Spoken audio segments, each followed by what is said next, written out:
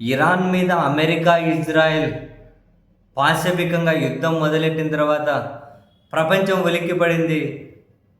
ఇది ఒక అశుభం జరగబోతుంది. ప్రపంచ మానవాళి ఇబ్బందులు పడబోతుంది. తీవ్ర నష్టాలు, కష్టాలు మిగలబోతున్నాయి. యుద్ధం రోజుకు రోజుకు కడిచే కొద్దీ జనాలకు కష్టాలు ఏ విధంగా పెరుగుతున్నాయో మనం చూస్తూ ఉన్నాం. మన దేశ ప్రజలు కూడా ఆందోళన చెందారు.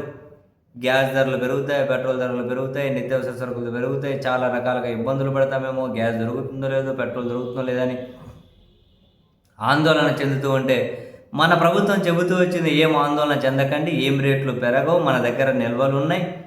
ఏం ఆందోళన చెందకండి, ఏం రేట్లు పెరగవు, మన దగ్గర నిల్వలు ఉన్నాయని చెబుతూ వచ్చారు.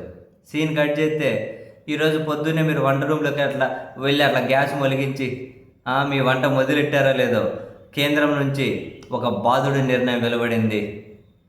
వంట చేసి అంటే డొమెస్టిక్ సిలిండర్లు 60 రూపాయలు పెంచుకుంటూ ఒక సిలిండర్ ధర 60 రూపాయలు, కమర్షియల్ సిలిండర్లు 115 రూపాయలు పెంచుకుంటూ నిర్ణయం తీసుకుంది కేంద్రం.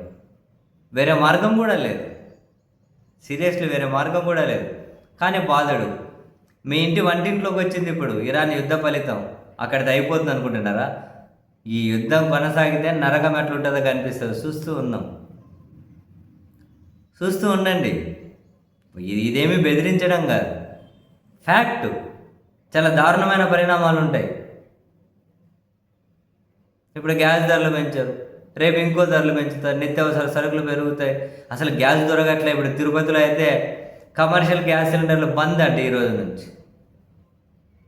ఎట్లా దొరికిన దాంతో వంటలు చేస్తే నువ్వు ఇంకేమైనా తినాలంటే ఏమైనా హోటల్కి వెళ్ళి నీ ధర 4 ఇంతలు ఉంటుంది.